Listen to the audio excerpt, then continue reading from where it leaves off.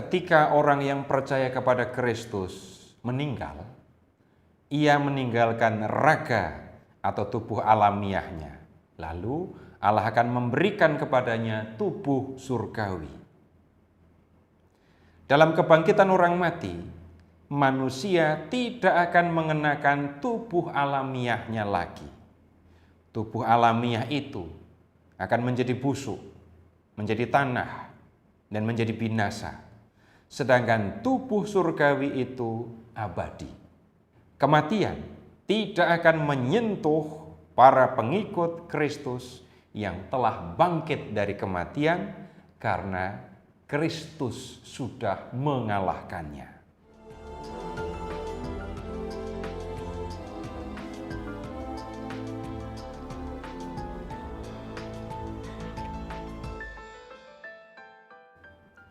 Kasih karunia dan damai sejahtera dari Allah Bapa kita dan dari Tuhan Yesus Kristus beserta kita. Saudara-saudara, kita akan melihat bagaimana Paulus memberikan penjelasan tentang maut yang sudah dikalahkan. Bagian pertama, hai maut, di manakah sengatmu? Yang sesungguhnya terjadi adalah bahwa orang beriman tidak mati, tetapi diubah. Kehidupan dalam kerajaan Allah tidaklah sama dengan kehidupan di dalam dunia ini. Di dunia ini, badan manusia bersifat material, berupa daging dan darah, dan memerlukan hal-hal yang sifatnya material seperti makanan dan minuman.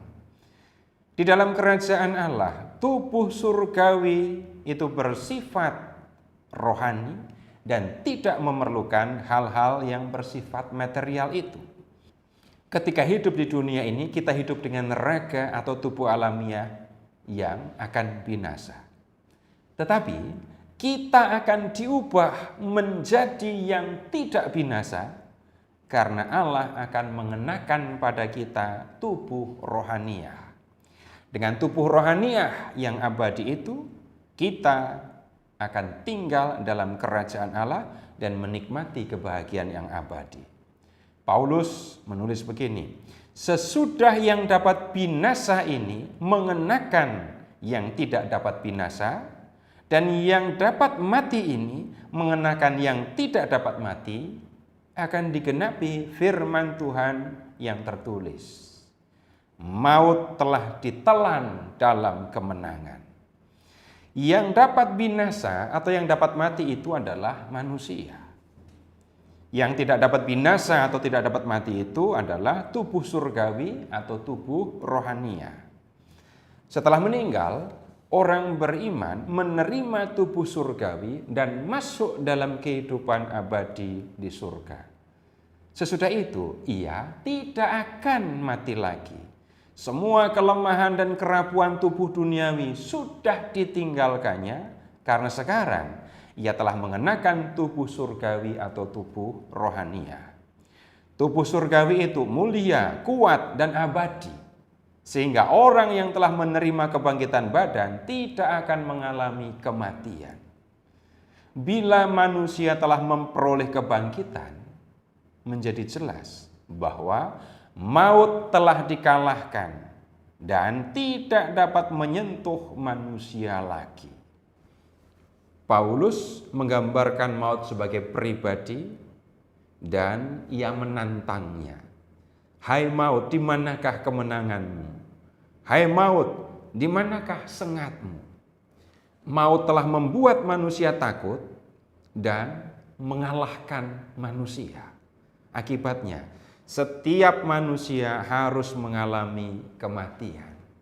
Tidak ada manusia yang dapat terbebas dari kuasa kematian. Tetapi Kristus telah mengalahkan kematian dengan bangkit dari alam maut.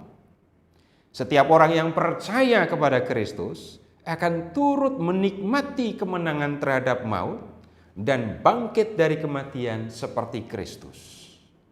Berkat kemenangan atas maut yang dikaruniakan oleh Allah itu, orang yang percaya tidak dapat disentuh oleh kematian. Maut tidak lagi menjadi bahaya yang dapat menyakiti atau membunuh manusia. Ia tidak berdaya ketika berhadapan dengan Kristus yang telah menaklukkannya. Karena itu, orang yang percaya kepada Kristus tidak perlu takut ketika harus berhadapan dengan kematian. Kristus akan membangkitkannya dari kematian. Bagian kedua, hidup tidak sia-sia. Setelah memberi penjelasan tentang iman akan kebangkitan, Paulus berpesan, "Saudara-saudaraku yang kekasih, berdirilah teguh, jangan goyah, dan giatlah selalu dalam pekerjaan Tuhan." Paulus telah menjelaskan secara panjang lebar mengenai kebangkitan. Tentu saja Paulus berharap agar para anggota jemaat memiliki pemahaman yang benar tentang isi iman Kristiani, khususnya tentang kebangkitan. Lebih dari itu, ia berharap agar mereka berpegang teguh pada iman yang telah mereka terima.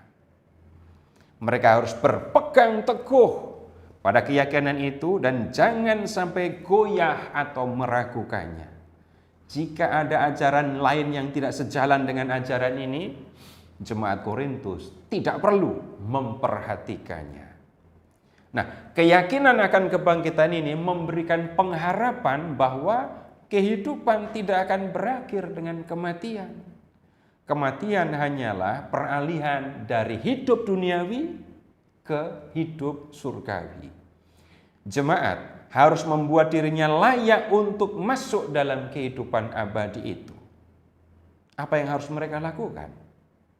Paulus mengingatkan mereka untuk selalu giat dalam pekerjaan Tuhan. Keyakinan bahwa mereka akan mengalami hidup abadi sesudah kebangkitan selayaknya membuat jemaat selalu giat dan bersemangat untuk melakukan apa saja yang dikehendaki oleh Tuhan. Paulus tentu sudah mengajarkan kepada mereka cara hidup sebagai orang yang percaya kepada Kristus. Waktu yang mereka miliki selama hidup di dunia ini merupakan kesempatan untuk mewujudkan iman mereka dalam perbuatan yang nyata. Paulus telah mengingatkan jemaat untuk giat dalam pekerjaan Tuhan. Sebab Paulus berkata, "Kamu tahu bahwa dalam persekutuan dengan Tuhan, jerih payahmu tidak sia-sia." Semua usaha dan jerih payah jemaat untuk mewujudkan iman mereka mempunyai nilai karena berkaitan dengan kehidupan yang akan datang. Semua yang mereka lakukan di dunia ini membuktikan bahwa mereka adalah orang yang percaya kepada Kristus. Hanya mereka yang percaya kepada Kristus akan dipandang benar oleh Allah dan layak untuk memperoleh karunia hidup yang kekal.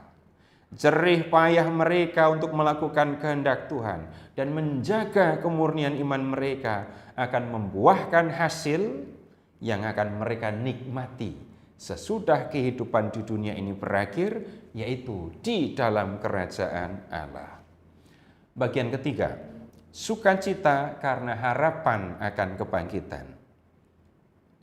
Orang-orang yang tidak percaya akan kehidupan kekal menyangka bahwa kehidupan manusia berakhir dengan kematian, dan sesudah itu manusia akan binasa. Mereka berusaha mendapatkan kenikmatan di dunia ini sebanyak mungkin. Waktu hidup di dunia ini adalah waktu untuk menikmati segala yang menyenangkan. Mereka tidak berpikir tentang yang baik dan yang buruk, yang benar dan yang salah. Tetapi mereka hanya berpikir dan bertindak menurut apa yang menyenangkan dan yang tidak menyenangkan. Yang menyenangkan mereka lakukan, yang tidak menyenangkan mereka hindari. Tetapi orang beriman tidak berpikir dan tidak bertindak seperti mereka. Orang beriman percaya akan keabadian jiwa dan berharap akan hidup abadi dalam kebahagiaan bersama Allah yang mereka imani. Orang beriman juga percaya bahwa nasib manusia sesudah kematian ditentukan oleh semua yang dilakukannya selama hidup di dunia. Keyakinan ini selayaknya membuat orang beriman menjalani kehidupan di dunia ini dengan penuh sukacita dan pengharapan. Ia menjalani kehidupan di dunia ini dengan penuh syukur karena Allah memberikannya. Ia juga menggunakan kehidupan yang diberikan oleh Allah ini untuk melakukan kehendaknya, yaitu untuk mengasihi Allah dan sesama. Dengan cara demikian, ia akan dapat menghadapi kematian dengan keyakinan akan berjumpa dengan Allah yang disembahnya seumur hidup. Terpujilah Allah Bapa yang telah mengasihi kita, yang telah mengaruniakan anaknya yang tunggal untuk menyelamatkan kita, dan yang telah mengutus rohnya yang kudus untuk menuntun kita di jalan keselamatan.